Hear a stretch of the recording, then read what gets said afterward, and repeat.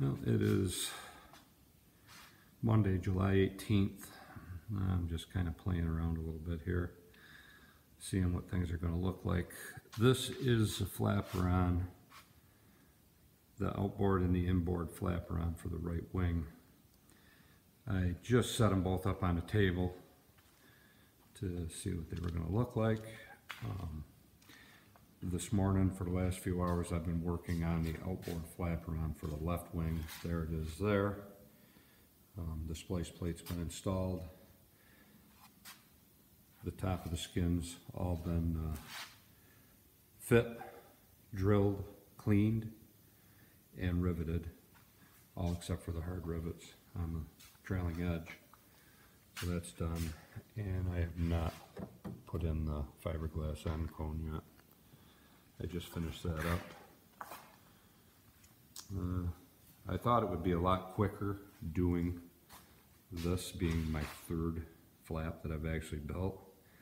The numbers are a little easier to remember, but I did not do the outboards first and then the inboards. I did the right wing first, and then I started working on the left outboard flaperon. So I just thought I'd set these on the table and set it up with, I've got the outboard portion of the flaperon set at about, it's only like 10 millimeters higher than the inboard right now. I just kind of set one underneath there to see how good things are going to line up. I've got my nose piece here that's going to go in. I actually did end up with an extra rivet here, and I don't know why, because I had a hole there. So I drilled it and filled it.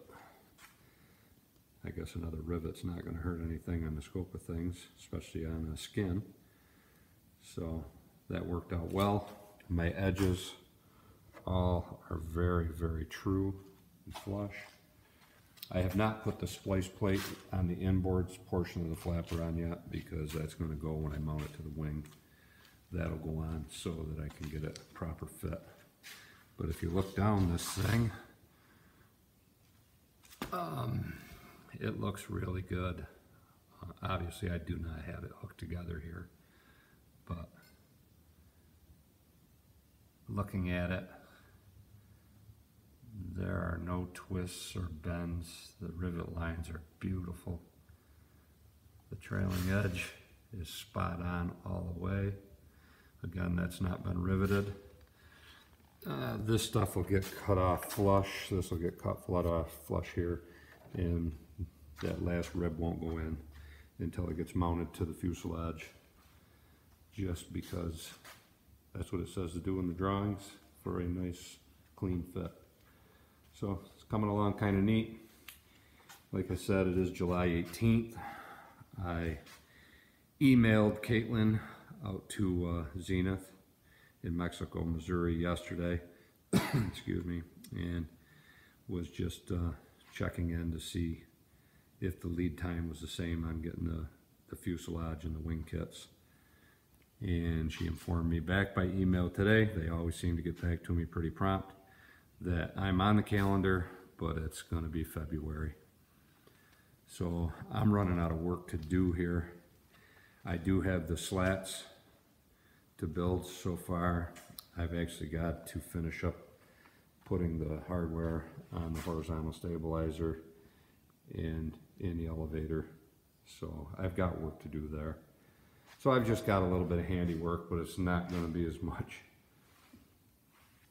I figured out my hours so far with the rudder, which I've got stored safely in the box, the elevator, the horizontal stabilizer, and 3 of the 4 flaperon assemblies. In my logbook, I went through, because I log every hour on a paper log, along with doing pictures. So here's my log. I started this back on 3/20/22, so back in March was the first day I inspected the tail rudder shipment when it came in. So anyways, moving. There goes my compressor. running again. But moving ahead, I added it all up to the 11th of July. I strapped top skin to the inboard flap, drilled, disassembled, and cleaned up drill holes and riveted to the skeleton. Thus far, I have 51.25 hours invested into this right now, and obviously I've got another 4 hours the other day, and I've got probably another 3 or 4 hours. So I'm roughly 60 hours into this, give or take a few minutes. I've done photo logs of the whole thing, and I'm going to unplug this compressor because I'm done drilling for the day.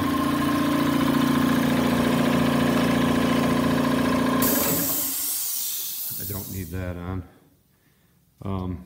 So yeah, I'm about 60 hours into this, and I mean, it's going pretty good. I've been very methodical with everything as far as measuring, reading the blueprints. You know, there's some areas that says plus or minus 1 millimeter, like the spacing in between the mounts on the flaperons. I'll flip this over. From outside of here to outside of that one down there is 1200 millimeters, and every one that I've built so far I've got spot on for what they call for outside measurements. So I'm pretty happy the way that's going. I had a few little times where I just had to walk away, got frustrated, and that was more so on the horizontal stabilizer. But these were nice.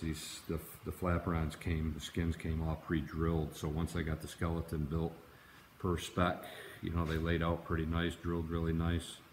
And I found, instead of just digging into it with a number 30 drill, I went through and I used the smaller Clecos, and I went through when I was initially drilling. I used a smaller drill.